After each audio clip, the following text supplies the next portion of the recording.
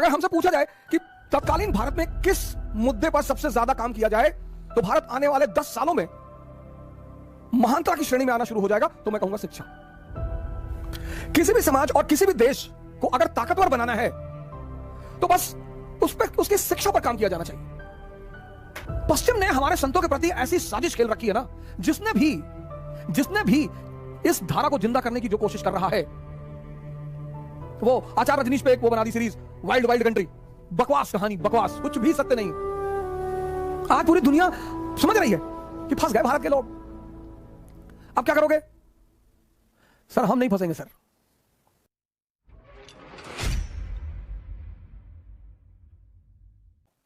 शिक्षा, एजुकेशन बहुत important sir. किसी भी समाज, किसी भी देश,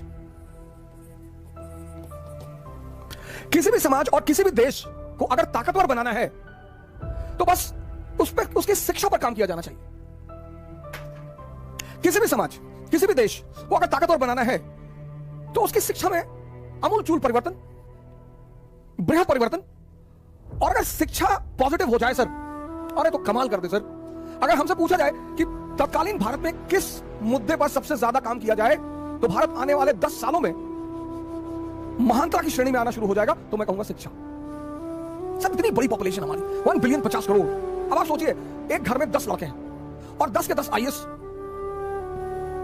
तो उसके पापा तो प्रदेश पे कब्जा कर लेंगे। जनसंख्या इतनी भी बुरी नहीं है सर। किसी को 10 बेटे हैं, 10 या 5 बेटे हैं, 5 बेटियां हैं और 10 के 10 आईएएस, प्रदेश पे कब्जा। लेकिन अगर 10 बेटे हैं, 10 बच्चे हैं और 10 में एक मोची है, एक नाई है, 8 बेरोजगार हैं, तो वो घर खतरे में है सर। शिक्षा एक ऐसा क्रांतिकारी पक्ष है, बहुत क्रांतिकारी सर, बहुत। बीरबल को जब दरबार में शामिल करने का वक्त आया, अकबर बड़े प्रभावित थे, पंडित महेश दास बहुत ज्यादा प्रभावित। लेकिन बीरबल एक आम परिवार से थे। अब अकबर के सामने समस्या यह थी कि कैसे सामंतों को, कैसे इन शाही लोगों को तैयार किया जाए कि एक आम आदमी को दरबार में बैठने की अनुमति मिले, उसको शाही दर्जा मिले। अकबर ने बुलवाया बीरबल को, महेश दास को, कि दरबार में आओ, वहीं पर विचार करेंगे। अब कहानी पर गौर करिएगा सर। कहानी का संदेश क्या है? कहानियां सिर्फ सुनने के लिए नहीं होती, हर कहानी में एक संदेश है। अगर उस संदेश को आपने पकड़ लिया तो कहानी का मूल आपके लिए कीमती हो जाएगा। तो आए महेश दास, दरबार में आए तो अकबर ने अपने शाही वर्ग से पूछा, मुल्ला दो प्याजा से पूछा कि मुल्ला जी ये बताइए कि ये महेश दास जी को दरबार में शामिल किया जा सकता है? उन्होंने कहा नहीं सर, ये तो नियम के खिलाफ है सर, एक आम आदमी को दरबार में कैसे जगह दी जा सकती है? अरे बोले कोई रास्ता है? बोले सरकार एक रास्ता है। तो बोले कौन सा रास्ता? बोले सरकार रास्ता ये है कि मैं इनसे सवाल करूंगा, इनकी परीक्षा लूंगा, और अगर इन्होंने हमारे सवालों का जवाब दे दिया तो इनको दरबार में स्थान मिल जाएगा। अकबर पलटे बीरबल की तरफ, हाँ भाई महेश दास परीक्षा देने के लिए तैयार हो? हाँ बोले सरकार बिल्कुल तैयार है। तो मुल्ला दो प्याजा ने बीरबल से पूछा कि बीरबल ये बताओ कि मेरे मन में क्या चल रहा है? बीरबल ने कहा सरकार हमको पता आपके मन में क्या चल रहा है। बोले बताओ क्या चल रहा है? बोले आपके मन में चल रहा है कि अकबर अमर हो जाए, आपके मन में चल रहा है कि अकबर का साम्राज्य पूरी दुनिया में फैल जाए, आपके मन में चल रहा है कि दुनिया की सारी खूबसूरत औरतों की शादी अकबर से हो जाए। अकबर ने पलटकर मुल्ला की तरफ देखा, कहा मुल्ला क्या चल रहा है? बोले सरकार बिल्कुल यही बातें मेरे मन में चल रही। अब ये चीज किस स्कूल में पढ़ाई जाती है सर? कहां बताइए हमें। लेकिन ये विकसित कैसे होती है? शिक्षा से सर। ये समझदारी, ये कॉमन सेंस, इसका मूल बेस क्या है? एजुकेशन। इसका मूल जो आधार है, मूल वो शिक्षा है सर। सुभाष चंद्र बोस सिविल सेवा का इंटरव्यू देने गए और अंग्रेजों का नियम था कि भारतीय आए किसी ना किसी तरह बाहर निकालो। जैसे एमपीपीसीएस में जब इलाहाबाद के लड़के इंटरव्यू देने जाते हैं तो उनको 2 नंबर दिया जाता है, 3 नंबर दिया था। हमारे एक सीनियर है गोंडा के डीएम है मार्कंडे शाही जी, उनको 4 नंबर मिला था इंटरव्यू में, तब भी डिप्टी जेलर हुए थे, सेकंड रैंक आई थी उनकी एमपीपीसीएस में, 4 नंबर। उनसे कहा कि आपने बड़े अच्छे जवाब दिए, बहुत अच्छा सवाल, लेकिन हम इलाहाबादी, आप लोग तो सिर्फ बचपन से तैयारी करते हैं, इलाहाबाद का लड़का तो क्या क्या नहीं जानता। डिप्टी जेलर हुए सुभाष चंद्र बोस। अब बोर्ड मेंबर ने पूछा कि बोस क्या नहीं कर सकता? बोले साहब सब कुछ कर सकता है। बोले सब कुछ कर सकता है बोस। उसने कहा अच्छा। उसने अपनी वेडिंग रिंग निकाली, शादी वाली अंगूठी सामने रख दी, कहा इसमें से निकल के दिखाओ। सुभाष चंद्र बोस ने एक पेपर लिया, कागज में लिखा एससी बोस, और उस अंगूठी से निकाल दिया। कहां निकल गए? कहां निकल गए? ये चीज कहां से आ रही है सर? सिकंदर आया भारत, तो सिकंदर जब भारत आ रहा था तो उसका गुरु था डायनोसियस। तो जब हम विदेश जाते हैं, जैसे पहली बार मैं ही बाहर गया, कंट्री के बाहर गया, तो मैंने लोगों को फोन किया, जो हमारे रिश्तेदार हैं, दोस्त हैं, मैंने उनको फोन किया कि हाँ भैया, मनोज भैया, हाँ वैसे बाहर जा रहे थे तो कुछ मंगाना है तो बताओ। तो अब वो पूछेंगे कि कहां जा रहे हो, तो हमने कहा ऐसे अमेरिका जा रहे थे। अच्छा अमेरिका जा, तो भैया हाँ अमेरिका जा। अब सीधे कह नहीं सकते ना फोन करके कि भैया अमेरिका जा रहे हैं, लेकिन खुशी बहुत है कि अमेरिका जा रहे हैं। अब उसे बताना है कि अमेरिका जा रहे हैं, तो कह रहे भैया अमेरिका जा रहे हैं तो कुछ मंगाना हो, लाएंगे तो वैसे भी कुछ नहीं हम, लेकिन कैसे बताएं लोगों को कि अमेरिका जा रहे हैं। तो सिकंदर भी भारत की तरफ आ रहा था, पूरब की तरफ, तो गया डायनोसियस उसका आध्यात्मिक गुरु है। तो कहा गुरुदेव पूरब की तरफ जा रहे हैं, भारत की तरफ, कुछ लाना है? बोले यार कुछ लाना वाना नहीं है, हट जाओ, सामने से धूप आ रही है। तो 18 साल का लड़का जिद में आ गया कि नहीं बताओ कुछ लाना है कि नहीं। बोले यार लाना तो है। बोले क्या लाना है? बोले एक सन्यासी ले आना भारत से। कहा ठीक है। आया भारत आया, जब वो लौटने लगा पोरस युद्ध के बाद, तो उसे याद आया कि यार गुरुदेव ने तो सन्यासी मंगवाया। तो उसने हाँ, तो उसने अपने सेनापति नियार्कस को बुलाया, ऐसा करो एक सन्यासी पकड़ लो, जाओ उठा लो किसी को। नियार्कस गया, और एक बहुत फेमस सन्यासी थे उस समय के, दंडन सन्यासी। मैं बताऊंगा ये 1991 की शिक्षा ने कितना अपराध किया हमारे साथ। सन्यासी, आज हमारे देश के लोग सन्यासी शब्द से या तो डरते हैं या नफरत करते हैं। मेरे बड़े सारे स्टूडेंट हमसे कहते हैं सर हम जब ध्यान करने बैठे तो मम्मी पापा डांटते हैं, ये सन्यासी बनने जा रहा है। पहले आइए सुनो, सन्यासी मतलब जागृत, सन्यासी मतलब भगोड़ा नहीं होता। अगर आपके बच्चे ध्यान कर रहे हैं तो करने दीजिए सर। बड़ा प्यारा वर्ड है जागृत। राजा जनक जागृत है और राजा है।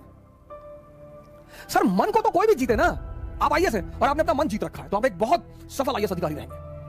आप राजा हैं, आपने अपना मन जीत रखा है तो आप अपने लिए कुछ नहीं करेंगे जीवन में, प्रजा के लिए करेंगे। इसीलिए तो भारत राम जैसे लोगों के राजा के रूप में देखता है, श्री राम। अभी आगे मैं उन पर चर्चा करूंगा श्री राम पर, कि शिक्षा ने हमें क्या क्या रंग दिखा दिए, कैसे हमें मूल उद्देश्य से भटका दिया। एक शिक्षित आदमी किसी भी धर्म से नफरत करे, संभव ही नहीं है सर, संभव ही नहीं है। एक शिक्षित आदमी शिक्षित किसी धर्म से नफरत करे कि इस्लाम अच्छा धर्म नहीं है, ईसाईयत अच्छा धर्म नहीं, तब तुम पढ़े लिखे ही नहीं, तब तुम खत्म हो गए। अगर उच्च शिक्षा लेने के बाद भी किसी को यह समझ में नहीं आया कि भगवान एक है, ईश्वर एक है, धर्म का रोल क्या है, सर उसकी शिक्षा खत्म, उसकी शिक्षा का कोई मूल्य नहीं है सर, बेकार है सर, उसको अपनी सारी डिग्रियों को जला देना चाहिए। धर्मों में कोई मतभेद नहीं है, इस्लाम, हिंदुइज्म, क्रिश्चियनिटी, सिखिज्म, इनमें कोई मतभेद नहीं है सर। मतभेद है मानने वालों में, क्योंकि इनको दिशा कौन देता है? पुरोहित। और 98% पुरोहितों को कुछ भी नहीं पता, चाहे वो किसी भी धर्म के हो। मैं किसी का नाम नहीं लूंगा, ना मैं किसी हिंदू पुरोहित का नाम लूंगा, ना मैं किसी मुसलमान पुरोहित का नाम लूंगा, लेकिन कभी कभी जब मैं इन पुरोहितों को सुनता हूं तो मुझे बड़ी, और ऐसे ऐसे पुरोहित हैं, मुसलमान पुरोहित, हिंदू पुरोहित, जिनको लाखों लोग सुनते हैं सर, और वो इतनी उल्टी सीधी बातें उनको बताते हैं, इतनी उल्टी सीधी भरमाते हैं उनको। ये पुरोहित, संत की बात मैं नहीं कर रहा हूं, संत एक दूसरी धारा है, मैं पुरोहितों की बात कर रहा हूं, वो किसी भी धर्म के। 98% ये तोते हैं, रटे हुए लोग हैं। संत तो कबीर जैसा होगा, पढ़ा भले ना हो लेकिन समझदारी बहुत बड़ी होगी। कंकड़ पत्थर जोड़ के मस्जिद लियो बनाए, और ताचड़ मुल्ला बांध देगा, बहरा भयो होता है, किसी ने कुछ नहीं कहा उन्हें। सन्यासी तो बहुत बड़ी चीज है इस देश की सर। कोई जरूरी नहीं कि सन्यासी गिरवा पहनेगा, जींस भी पहन सकता है सर, टी शर्ट भी पहन सकता है, रेबैन का चश्मा भी लगा सकता है। ये तो हमारे देश के जो भगोड़े थे उन्होंने गिरवा बना लिया। गिरवा पहनने से उनको थोड़ा सम्मान मिल गया कि बाबा जी जा रहे हैं, किसी ने चाय पिला दिया, किसी ने खाना खिला दिया। सन्यासी बहुत बड़ी चीज है सर। अगर आपके बच्चे ध्यान कर रहे हैं, आपके घर में कोई ध्यान कर रहा है, सर उसे डांटिए मत, मारिए मत सर, उसे डिमोरलाइज मत करिए। सिकंदर को मिल गया दंडन, नियार्कस, वो गया बाहर, उसे वही मिल गए गेरुआ पहने हुए, उसको लगा ये है सन्यासी। उसने दंडन से कहा कि सिकंदर भाई ने बुलाया है। सिकंदर भाई ये कौन है? अरे बोले उसने तलवार पे हाथ रखा। अरे दंडन ने कहा ये सब खिलौने बाजार में बहुत मिलते हैं, और दुनिया में 2 ही भाई हैं, एक ऊपर वाला दूसरा मैं, और किसी का नाम मत लेना मेरे सामने, नहीं तो चप्पल निकाल के इतना मारूंगा तुमको। नियार्कस को बड़ा अजीब लगा कि ये कौन आदमी है यार। नियार्कस ने आके कहा सिकंदर से कि यार बड़ी अजीब चीज हो गई आज। बोले क्या? बोले आपका नाम जिसके भी सामने लिया वो कांपने लगा। पहली बार एक नंगा सा आदमी, फकीर, भिखमंगा, वो तो हम ही को गाली देने लगा पलट के, ये बड़ा सिकंदर देखे। सिकंदर ने कहा अच्छा चलो। सिकंदर पहुंचा दंडन के पास, कहा मैं सिकंदर अगर पहाड़ों को हुक्म कर दूं तो पहाड़ भी चलते हैं। डायलॉगबाजी मानवीय प्रवृत्ति है। दंडन ने कहा दिखा चला के, दिखा, बोल पहाड़ों से बोल। सिकंदर को लगा कि ज्यादा बोल गए यार। सिकंदर ने कहा कि बाबा जी टुकड़े टुकड़े कट डालेंगे। बोले हाँ कट डाल, मना किया क्या तुझे? तब सिकंदर ने हाथ जोड़ा, कहा बाबा जी हमारे साथ चले चलते, हमारे गुरु ने एक सन्यासी मंगाया, हमको काहे पचड़े में डाल रहे, हमारे साथ चले चले, जो पैसा रुपया बोलेंगे हम देंगे। बोले पैसा रुपया नहीं चाहिए, मेरे सवाल का जवाब दे दे सिकंदर, चलूंगा तेरे साथ। क्या बाबा जी पूछो? कहा मान ले तू पड़ोस स्थल में फंस गया और तुझे एक गिलास पानी की जरूरत है। अगर तुझे एक गिलास पानी नहीं मिला तो तू मर जाएगा, और वो एक गिलास पानी मेरे पास है, तो तू उस एक गिलास पानी के लिए मुझे क्या दे सकता है? सिकंदर ने कहा सरकार आधा राज्य दे दूंगा। बोलेगा मैं तब भी ना दूं तो? बोले सरकार पूरा राज्य दे दूंगा। बोले सोच सिकंदर, तेरे पूरे राज्य की कीमत एक गिलास पानी से ज्यादा नहीं है। तू क्यों मर रहा था पिछले 10 साल से? इसलिए मां बाप थोड़ा सा डरते हैं सन्यासियों के पास जाने में, कि कहीं दंडिन जैसा कोई मिलकर उल्टा सीधा ना समझा दे कि संसार माया है। और सिकंदर उस बात को सोचने लगा कि हाँ यार, मेरे साम्राज्य की कीमत तो एक गिलास पानी से ज्यादा है ही नहीं, बुखार से मर गया। पश्चिम ने हमारे संतों के प्रति ऐसी साजिश खेल रखी है ना, जिसने भी इस धारा को जिंदा करने की जो कोशिश कर रहा है, वो आचार्य रजनीश पे एक वो बना the series, wild wild country. बकवास कहानी, बकवास, कुछ भी सत्य नहीं है।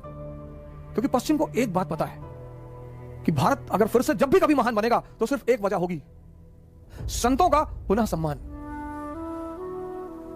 जो ज्ञान की धाराएं बह रही हैं इस देश में, उनका पुनः सम्मान। उसे खोने मत दो किसी भी कीमत पर, उसे होने मत दो, कुछ भी हो जाए। आज तक पता नहीं है स्वामी विवेकानंद की वाकई में मृत्यु किस तरह हुई। पश्चिम में जाकर हंगामा मचा दिया उस आदमी ने। शिकागो, पेरिस, लंदन,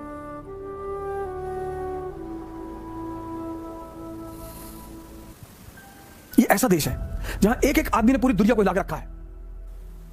इतना महान देश, कहानियों में दर्शन को छिपा दिया, कहानियों में। विक्रम बेताल की कहानियां, बेताल 25 वो 25 कहानियां, कितना बड़ा दर्शन है सर। अगर एक एक कहानी को आप पढ़ो और उसमें गौर करो तो आपको उसको जीवन भी मिलेगा, ज्ञान भी मिलेगा, शिक्षा भी मिलेगी, दर्शन भी मिलेगा। जिस देश ने इतनी बड़ी बड़ी हस्तियां पैदा की, आज वो देश, यानी शिक्षा और महानता का कितना गहरा संबंध है। शिक्षा और महानता, किसी भी समाज को, किसी भी राष्ट्र को अगर महान बनाना है, बस एक चीज में परिवर्तन कर दो, शिक्षा में। उसकी महानता को आप रोक नहीं पाओगे, उसकी ग्रेटनेस को आप रोक नहीं पाओगे। आज एक हमारे गोंडा के हमारे भाई हैं छोटे, आशीष मिश्रा, तो उन्होंने फोन किया हमसे, कहीं भैया हमें बुखार हो गया 2-3 दिन पहले, अब ठीक है भैया। हम कहें कैसे? कहीं गाली बहुत दी है भैया कोरोना को। तो हमने कहा जिसको भी गाली दो तो आपसे दूर भागता है, तो हम भी यही किए भैया। अरे हमने कहा यार मिश्रा जी बहुत बढ़िया काम कर डाले। आप तो ठीक है भैया, कोई बात, कुछ है नहीं, बाकी आपसे बात कर लिया तो थोड़ा सा खुशी हो गए, बाकी कुछ है नहीं। ये है ये देश सर, ये देश है ये। आज पूरी दुनिया समझ रही है कि फंस गए भारत के लोग। अब क्या करोगे? सर हम नहीं फंसेंगे सर। इसलिए मैं अपने हर युवा भाई से अपील करता हूं कि आप जहां भी हैं, जिस क्षेत्र में हैं, जिस मोहल्ले में हैं, जिस शहर में हैं, अब यह समय है इस देश के ऋण को पूरा करने का। छोटा छोटा वीडियो बनाइए, छोटी छोटी कहानियां, छोटे छोटे केसेस फैलाइए सर लोगों में। इस नेगेटिविटी का शिकार मत बनिए सर। जय हिंद।